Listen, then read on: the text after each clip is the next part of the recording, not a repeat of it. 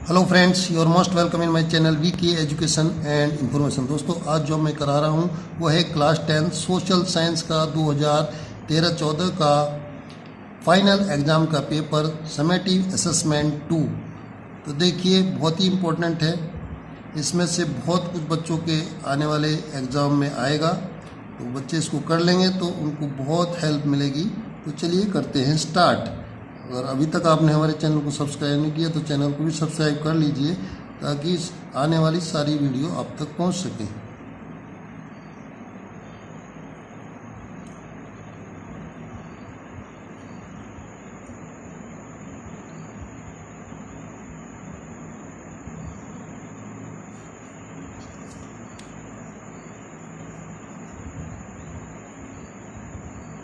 तो देखिए, पहला क्वेश्चन है, Who played an important role in the unification of Germany? Germany की एकीकरण में मुख्य भूमिका किसने निभाई? तो देखिए, चार नाम दिए हैं ABCD। तो इसमें जो है करेक्ट आंसर है ओटो वॉन बिस्मार्क ने जर्मनी की एकीकरण में मुख्य भूमिका निभाई थी। तो इसका करेक्ट आंसर है ए, ओटो वॉन बिस्मार्क।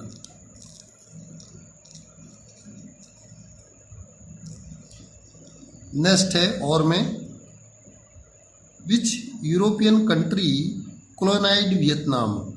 यानी वियतनाम, किस यूरोपीय देश ने वियतनाम को अपना उपनिवेश बनाया? तो देखिए, इसका करेक्ट आंसर है फ्रांस। नेक्स्ट क्वेश्चन है, for which among the following reasons by the Simon Commission boycotted? ये जो रीजन दिए हुए हैं, इनमें से किस कारण से साइमन कमीशन का बायकॉट किया गया था? तो ये ABCD चार ऑप्शन हैं। तो इसका जो करेक्ट आंसर है वो है कि there was no Indian in the commission. Commission में कोई भी भारतीय प्रतिनिधि नहीं था, इसलिए इसका बायकॉट किया गया था। साइमन कमीशन किस लिए नियुक्त किया गया था? ये इसलिए नियुक्त किया गया था कि भारतीय कॉन्स्टिट्यूशन किस प्रकार से काम कर रहा है, ये ब्रिटिश गवर्नमेंट ने इसको नियुक्त करके भेजा था। क्वेश्चन नंबर 3 है, question number 3, in which of the following states in India is the largest wind farm cluster located? यानी इनमें से किस भारतीय राज्य में सबसे अधिक पवन ऊर्जा फार्म स्थित हैं? तो देखिए, ये हैं मध्य प्रदेश, आंध्र प्रदेश, महाराष्ट्र और तमिलनाडु। तो यह है तमिलनाडु स्टेट में सबसे ज़्यादा पवन ऊर्जा के क्या हैं, फार्म यानी संयंत्र स्थापित हैं। अब नेक्स्ट क्वेश्चन है, कोल इज ए, देखिए ये क्या है, coal is a energy mineral, non metallic mineral, ferrous mineral और नॉन फेरस मिनरल। ठीक है, तो फेरस मिनरल तो हो नहीं सकता, non metallic mineral.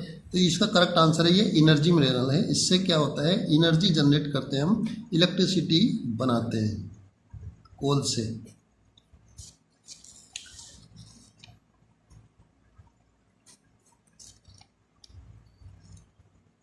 Next question है, which is an Ireland riverine port? ठीक है, इनमें कौन सा अंतःस्थलीय नदीय पतन है? तो यह इसका करेक्ट आंसर है कोलकाता। क्या है? कोलकाता।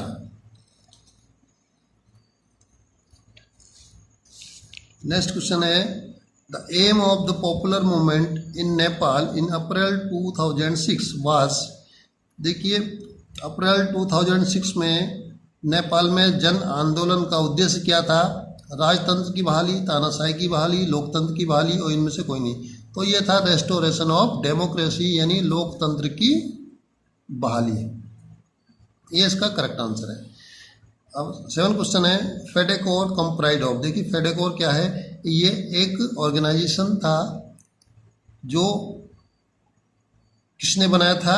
जो कामकाजी लोग और पर्यावरणवादी लोगों ने मिलकर बनाया था। बोलीविया में यहाँ वहाँ पर जो है गवर्नमेंट जो वाटर रिसोर्सेज थे उसका प्राइवेटाइजेशन कर रही थी, तो उसका विरोध करने के लिए ये बोलीविया में एक संस्था बनाई थी, एक संगठन बनाया था जिसका नाम था फेडेकोर। उसमें थे professional like engineers and environmentalist, पर्यावरणवादी और इंजीनियर आदि लोग उसमें शामिल थे। तो इसका करेक्ट आंसर है ए। ये संस्था बोलीविया में थी, वहाँ की सरकार ने जो वाटर रिसोर्सेज थे उनका प्राइवेटाइजेशन कर रही थी, तो ये संस्था के लोग जो थे उसका क्या कर रहे थे, विरोध कर रहे थे। Which one of the following is not a component of A political party. देखिए जो पॉलिटिकल पार्टी होती है उसके 3 कंपोनेंट होते हैं, एक तो होते हैं लीडर्स, दूसरे होते हैं एक्टिव मेंबर्स और तीसरे होते हैं फॉलोवर्स। तो ये तो इसके कंपोनेंट है। ये जो डी है एनवायरमेंटलिस्ट, ये इसका कंपोनेंट नहीं है। नेक्स्ट क्वेश्चन है विच of the following is a formal source of credit. देखिए जो औपचारिक स्रोत है क्रेडिट का, साख का, वो इसमें ये हैं, ये 4 ऑप्शन है। इसमें क्या है, फ्रेंड्स नहीं हो सकता, रिलेटिव्स नहीं हो सकते, औपचारिक मनी लेंडर्स नहीं हो सकते। तो ये सारे के सारे क्या हैं, ये इनफॉर्मल सोर्स हैं। और जो फॉर्मल सोर्स है वो कोऑपरेटिव सोसाइटी जो है ये फॉर्मल सोर्स है। जो बैंक्स या कोऑपरेटिव सोसाइटी जो होती हैं ये फॉर्मल सोर्स होते हैं, जिनको रिजर्व बैंक क्या करता है, गवर्न करता है, जिन पे कंट्रोल करता है। अभी जो है लेंथी क्वेश्चंस है, तो इसमें अगर मैं इसे समझाऊंगा तो बहुत टाइम लग जाएगा, तो ये क्वेश्चन आप लोग देख लेना।